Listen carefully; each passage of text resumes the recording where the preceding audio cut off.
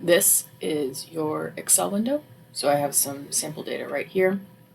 What we're going to focus on is the basic formatting that you can accomplish up here.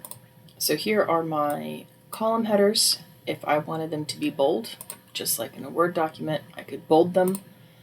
If I wanted to select a column like I just did, notice how the arrow changes to a black down arrow when I hover above like the letters up here. I can select that column, and if I want it to be centered, then I could hit here. Right justified and left justified is here, and this is vertical centering. So right now I have it as it will be at the lowest alignment on the cell. I could also highlight cells if I wanted to. So there's the highlighting color, and I can highlight with different colors if I decided that would be something that I needed to do. You can also change the text color.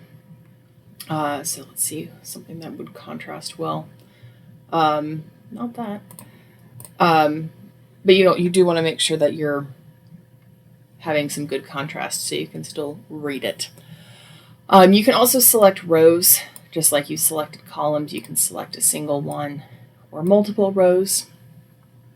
And the text sizes and texts, etc., are just the same as you would see in a Word document.